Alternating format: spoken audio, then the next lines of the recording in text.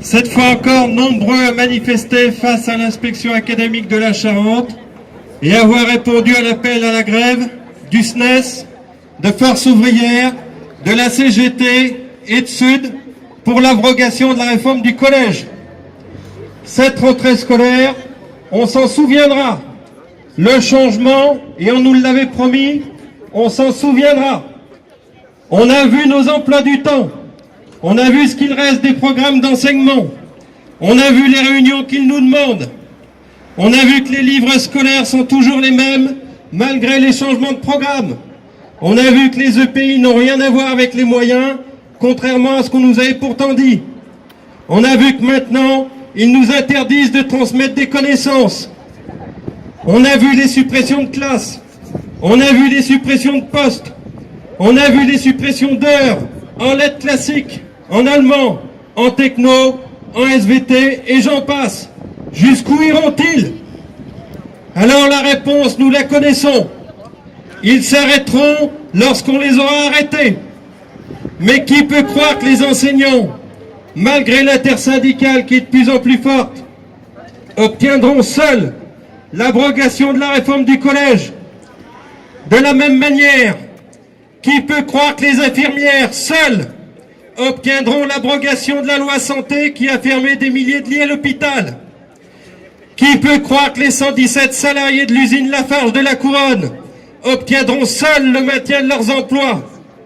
Alors oui, les enseignants, mais aussi tous les fonctionnaires et tous les salariés du privé sont frappés par la même politique destructrice de ce gouvernement.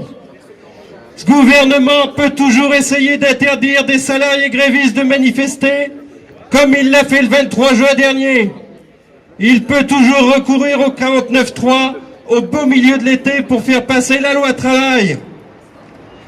Mais ce gouvernement n'empêchera pas les enseignants, avec l'ensemble des salariés, du public et du privé, de s'élever contre ces réformes, contre les suppressions de postes et d'emplois, contre la destruction de tous les droits.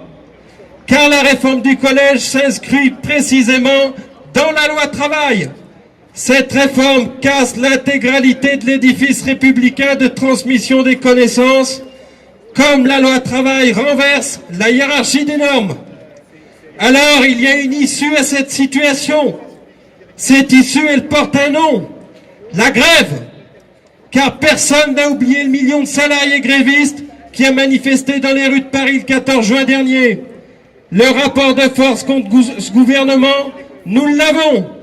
Oui, nous sommes en capacité d'obtenir l'abrogation de la loi travail. Ce gouvernement est seul. Il n'a plus aucune majorité. Il n'a plus l'opinion publique. Il n'a pas non plus le soutien des syndicats. Les vrais, ceux qui nous appellent à la grève jeudi prochain pour arracher l'abrogation de la loi travail.